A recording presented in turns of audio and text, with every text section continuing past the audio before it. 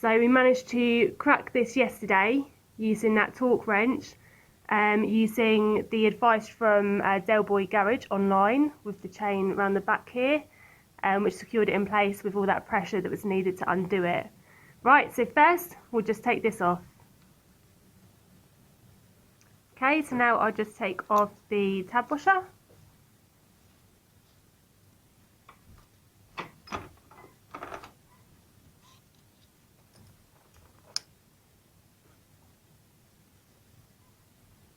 So a quick comparison of the two sprockets, you can see that this old one has gone pretty wavy.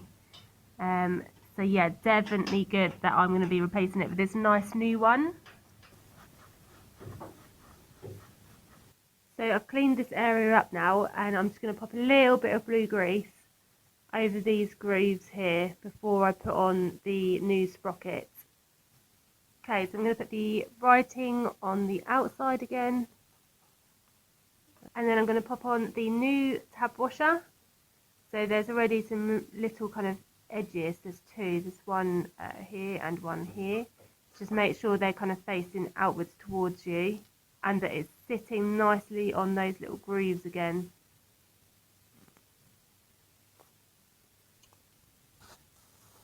Right, so I've got my nut ready and clean to go back on. But first I want to put the chain back on so I can tighten it to the correct torque setting.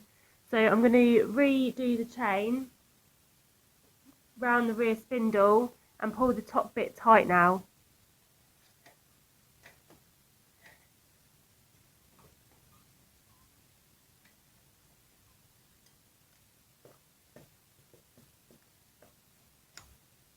Right, so I've got my old chain back on and all set up, ready for me to tighten up the nut on the front sprocket. I'm going to put a little bit of Loctite, just a little bit, on the nut, and then I've got my 30mm socket all set up on the torque wrench, ready to set it to 140 Newton meters.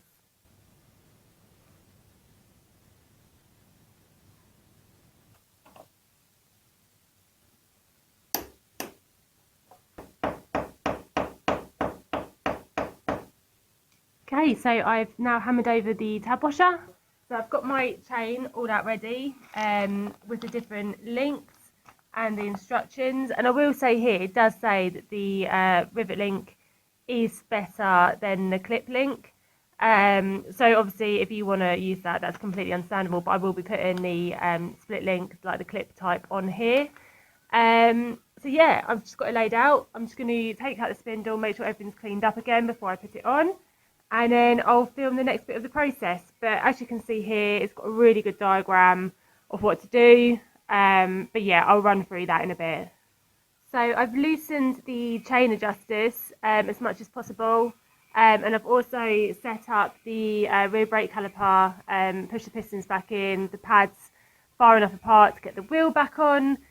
A little tip when you're putting on the rear wheel, because it can be a bit frustrating when you're trying to put it in with the rear brake caliper here that isn't bolted in, and then you've got your spacers down here and a spacer down there, and then they'll keep wanting to fall out. But if you just take off the speed sensor, it does make it a bit easier, because that can jut through here quite a lot and it can really get in the way of these bolts on the disc. So I just take mine off, and just take your time as well. The more you rush, the worse it'll be. So just make sure the pads are far enough apart, the spacers are all seated correctly.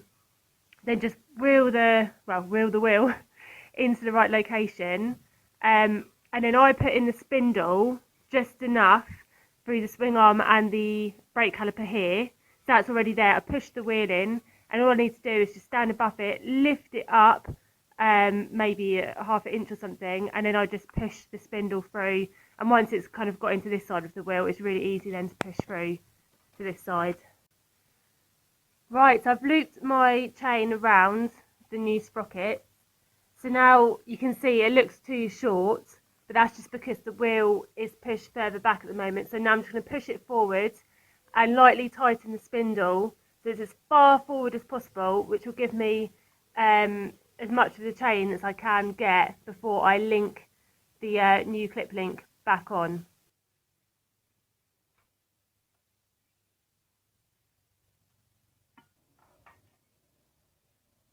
So you can see now that I've moved that back wheel forward, it will be really easy to get the new link on. So now I'm just going to put a bit of grease all around this new link. Right, so I've got enough grease on there now, and then you want to put on these little black O-rings. Make sure they're really greased up too. And then I'm just going to bring these together and hook the new link through.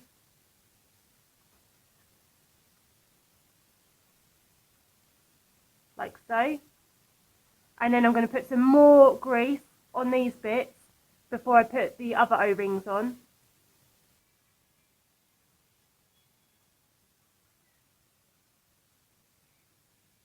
So now it looks like this. So I've got the link through from the back. I've got the O-rings on this side with grease on. I've got the O-rings on this side. So now I'm going to push this new link on. Right, so I've now pushed that on. I just used the little rivet tool here just to put enough pressure on so it goes over the grooves. So you want to make sure that they're really clearly sticking out, ready to put that clip link on. And I have just wiped this over as well because I didn't want any grease in these little gaps when I put that clip link over. I'm going to try using a flathead screwdriver first. As you can see in here, it says to make sure that the closed end here is going in the direction of the chain. So obviously this is kind of looking at it as if that was on the top, but mine's on the bottom. So the direction is going this way as it goes round, which means I want to put it on this way round. Right, so I've got that in the right position now, and then I'm just going to apply some pressure behind that clip, and hopefully it will just slip on.